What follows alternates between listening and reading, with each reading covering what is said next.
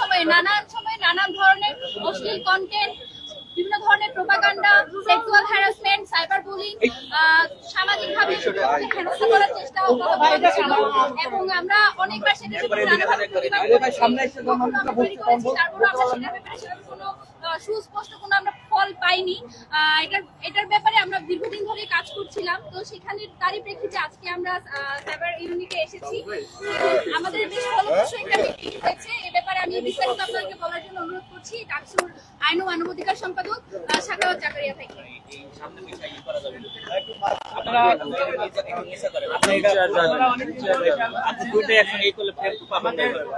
ডাকসুর নির্বাচিত নারী অনেক পেজ এবং অনেক আইডি থেকে ছবি এডিট করে করা হয়েছে এবং ডাকসুর নির্বাচিত প্রতিনিধি নয়, ঢাকা বিশ্ববিদ্যালয়ের শিক্ষার্থী, বিশেষ করে নারী শিক্ষার্থীরা সে যে দল মতেরই হোক, তাদেরকে বিভিন্নভাবে অনলাইনে হ্যারাস করা হয়। তো যখন হ্যারাস করা হয়, এটা আমরা ফার্স্ট থানায় জিডি করি। জিডি করার পরে এটা দুইটা জায়গায় পাঠানো হয়, একটা হয় সাইবার ইউনিটে পাঠানো হয়, না হয় ডিবি অফিসে পাঠানো হয়। তো আমরা এর আগে আমাদের ডিএমপি কমিশনের সাথে মিটিং হয়েছিল, সেখানে কথা হয়েছে যে শাহবাগ থানায় তারা স্পেসিফিক ঢাকা বিশ্ববিদ্যালয়ের শিক্ষার্থীদের সিকিউরিটি সহ সাইবার বুলিং গুলো ডিল করার জন্য আলাদা একটা ইউনিট করবে।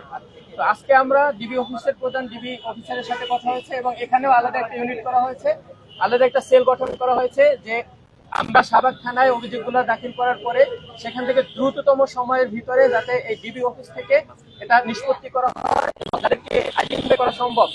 ফেসবুক অথরিটির সিকিউরিটি ছাড়াও যেগুলো অ্যানালগ ভাবে আইডেন্টিফাই করা সম্ভব, তাদেরকে দ্রুততম সময়ের ভিতরে তাদেরকে সাথীর আওতায় নিয়ে আসার জন্য আজকে আমাদের মিটিং হয়েছে এবং এটা ডাকসুর নির্বাচিত নারী প্রতিনিধি সহ ঢাকা বিশ্ববিদ্যালয়ের অন্য যেসব নারী শিক্ষার্থীরা বিভিন্ন সময় সাইবার বুলিং এর শিকার হয়েছে তারা এর মাধ্যমে ফলপ্রসূ এবং দ্রুততম সময়ের ভিতরে প্রতিকার করবে বলে আমি আশা করি।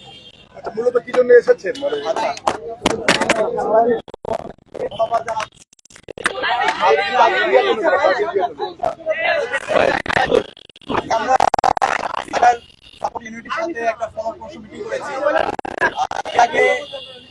অন্তর্বর্তীকালীন সরকারের প্রধান উপদেষ্টার স্বরাষ্ট্র বিষয়ক যিনি উপদেষ্টা এবং প্রধান উপদেষ্টার বিভূ সরকার খোদাবক্স স্যারের সাথে আমরা কথা বলেছি। একই সাথে ডিএমপি কমিশনের সাথে আমাদের একটি মিটিং হয়েছে। আজকে এখানে সাইবার সাপোর্ট ইউনিটে যারা দায়িত্ব আছে তাদেরকে আমরা লিখিতভাবে আমাদের অভিযোগগুলো দিয়েছি।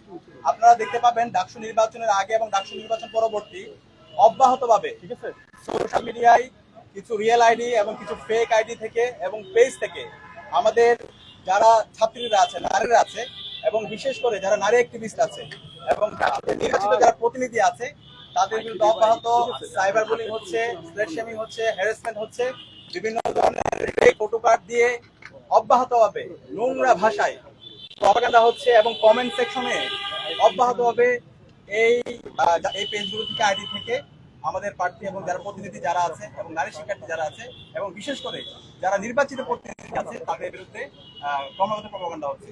তো আজকে আমরা সাইবার সাপোর্ট ইউনিটে লিখিতভাবে যে সমস্ত পেজগুলো থেকে এবং আইডি গুলো থেকে এই প্রপাগান্ডাগুলো হচ্ছে সেগুলো আমরা লিখিতভাবে দিয়েছি।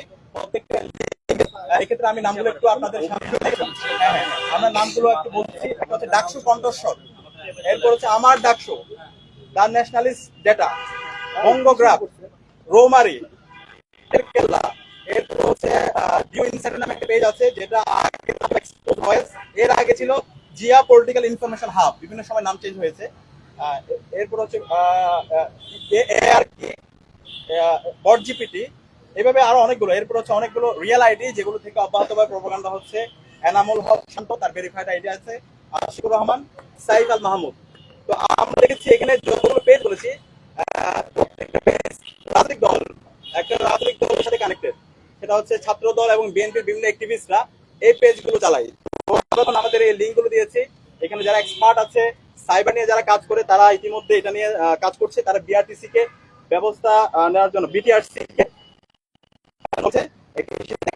তারা দেখছে, ফেসবুকের সাথে যে পেজগুলো কথা বলেছে এগুলো তারা বের করতে পেরেছে।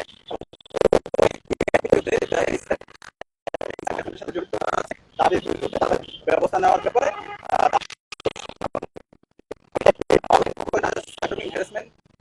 বিরুদ্ধে যেন শিক্ষার্থীরা নির্বিঘ্নে অভিযোগ দিতে পারে।